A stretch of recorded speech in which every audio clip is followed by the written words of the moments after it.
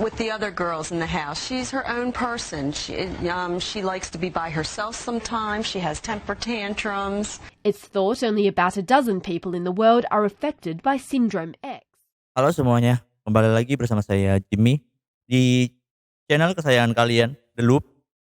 Di mana channel ini kontennya berisi tentang kasus-kasus konspirasi, fakta-fakta aneh, cerita horor, misteri, kriminalitas, dan lain sebagainya yang sedang hangat dan viral di masyarakat. Maka dari itu, support terus channel ini, dukung terus channel ini biar selalu bisa berkembang menjadi lebih baik lagi dengan cara klik like, share, dan subscribe.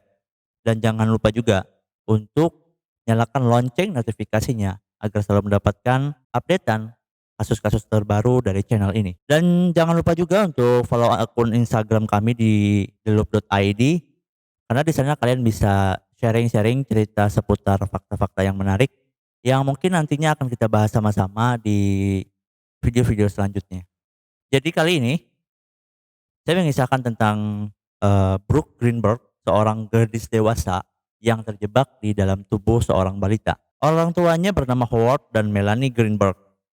Mereka adalah pasangan suami istri asal negara bagian Maryland, Amerika Serikat. Jadi pada tanggal 8 Januari 1993 menjadi tanggal yang sungguh membahagiakan bagi mereka.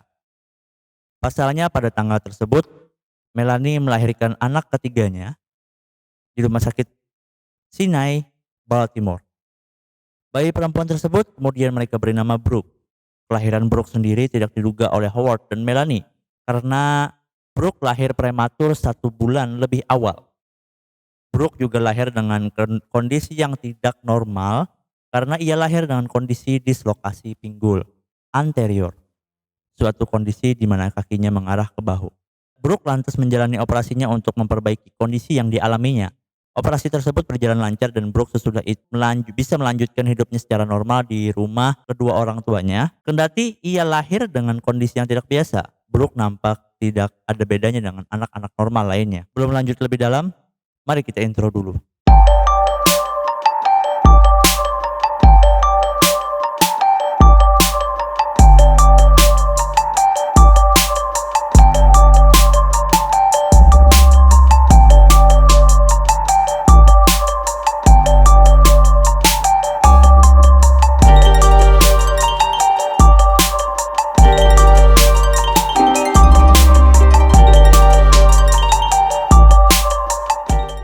Brooke sempat menderita sejumlah gangguan kesehatan semisal bisul di perut dan kejang-kejang.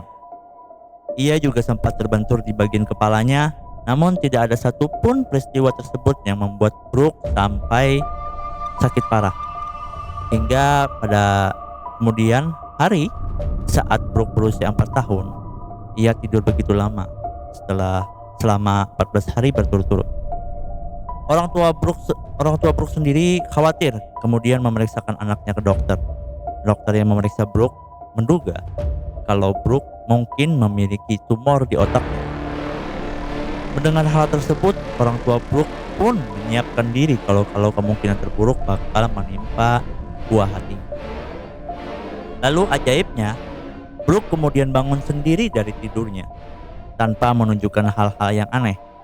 Pemeriksaan pada tubuhnya pun juga menunjukkan kalau Brooke tidak memiliki tumor. Namun, jika orang tua Brooke mengira kalau kejanggalan yang menimpa buah hatinya sudah berakhir, nampaknya mereka terus memendam pikiran tersebut dalam-dalam. Seiring berjalannya waktu, saat saudara dan teman-teman sebayanya Brooke tumbuh normal, fisik Brooke justru sama sekali tidak mengalami pertumbuhan. Seolah-olah Brooke terjebak dalam tubuh bayi berusia 4 tahun secara permanen. Bukan hanya fisik Brooke yang tidak mengalami perubahan, kondisi mental Brooke pun juga tidak menunjukkan tanda-tanda perubahan. Ia tetap bertingkah layaknya seorang balita. Orang tua Brooke yang melihat hal tersebut jelas merasa khawatir.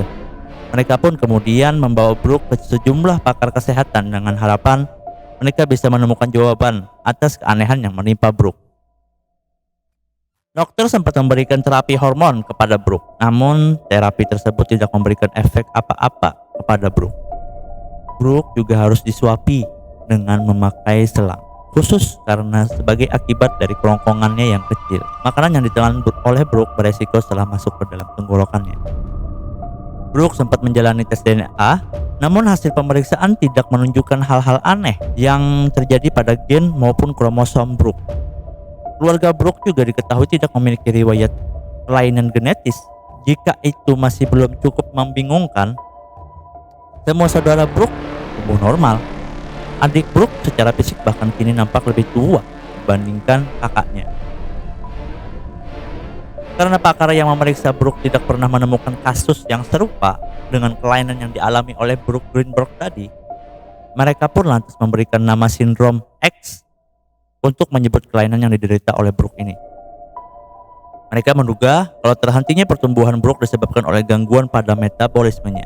Namun, karena hal tersebut masih bersifat dugaan, mereka tidak bisa merinci gangguan metabolisme macam apa yang membuat Brooke sampai terhenti tumbuh sama sekali. Walaupun Brooke aslinya jauh lebih tua dari penampilan fisiknya, orang tua Brooke memperlakukan Brooke layaknya balita pada umumnya. Setiap kali Brooke dan keluarganya bepergian keluar rumah, Brooke ikut bersama mereka dengan cara digendong. Lalu saat mereka berbelanja, Brooke juga ditempatkan dalam tempat duduk bayi pada kereta belanjaan. Jika ada yang bertanya mengenai usia Brooke, lalu Melanie akan menjawab kalau Brooke baru berusia 16 bulan. Layaknya anak balita kebanyakan, Brooke tidak benar-benar bisa berbicara. Untuk berkomunikasi dengan Brooke, keluarga Brooke pun mengandalkan ekspresi wajah dan bahasa isyarat. Brooke lantas membalasnya dengan memberikan senyuman kepada orang tuanya atau orang lain yang mengajaknya berkomunikasi. Orang tua Brooke juga bersikeras bahwa meskipun Brooke memiliki masalah pertumbuhan, Brooke bukanlah sosok yang cacat atau berpenyakit. Jika seseorang mengetuk pintu rumah saya dan berkata, "Pil ini dapat menyembuhkannya," maka saya akan menjawab, "Dia tidak sakit," kata Howard mengumpamakan. Meskipun keluarga Brooke tetap bisa menerima keberadaan Brooke apa adanya, mereka tetap penasaran dengan penyebab kelainan yang menimpa Brooke. Selama bertahun-tahun mereka pergi ke sana kemari untuk mendapatkan penjelasan yang meyakinkan mengenai penyebab kenapa putrinya bisa berhenti tumbuh. Keluarga Brooke nampaknya terus menemui jalan buntu hingga kemudian mereka bertemu dengan Richard Walker, pakar hormon endokrin dari Universitas Florida Selatan. Menurut Richard, Brooke mungkin berhenti mengalami pertumbuhan karena organ-organ tubuhnya tidak bekerja secara selaras. Richard menjelaskan lebih jauh kalau bagian-bagian tubuh Brooke mengalami kecepatan pertumbuhan yang berbeda-beda. Seolah-olah tubuh Brooke aslinya terdiri dari beberapa makhluk hidup yang berbeda dengan tingkat pertumbuhannya masing-masing. Sebagai contoh, Brooke memiliki kondisi mental layaknya anak balita, namun struktur tulangnya lebih mirip dengan struktur tulang anak berusia 10 tahun. Kemudian di usia 16 tahun, Brooke juga masih memiliki gigi susu. Richard lantas berharap bahwa jika ia bisa memahami kelainan yang dialami oleh Brooke, maka pihaknya bisa menemukan rahasia mengenai proses penuaan pada manusia, serta untuk mengobati penyakit yang lazim dialami oleh lansia, semisal penyakit Parkinson. Fisik mungil yang dimiliki oleh Brooke sayangnya kini mulai membawa masalah tersendiri baginya.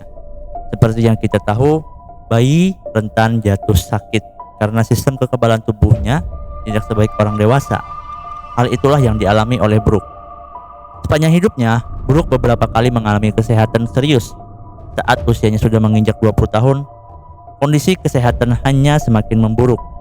Ia hanya bisa makan dengan selang khusus dan harus menjalani perawatan intensif selama 24 jam. Biarpun dokter sudah berusaha, namun mereka pada akhirnya tetap tidak bisa berhasil mencegah hal terburuk menimpa Brooke. Pada tanggal 24 Oktober 2013, Brooke meninggal akibat komplikasi pada sistem pernapasannya. Hari yang memilukan tersebut sekaligus menjadi akhir dari perjuangan Brooke dalam tubuh mungilnya. Meninggalnya Brooke tidak lantas membuat ilmuwan berhenti melakukan penelusuran mengenai sindrom X. Mereka ingin tahu apakah selain Brooke masih ada orang lain yang memiliki kelainan yang serupa.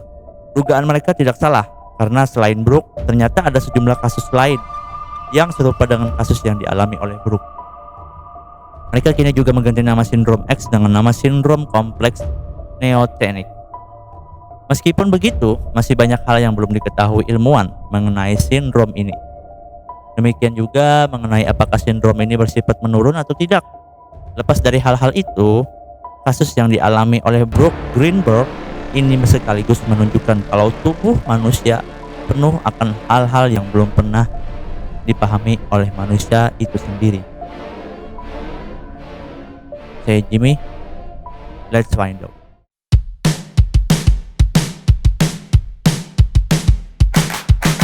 Today is gonna be a little something more. I've got a plan in mind, a special thing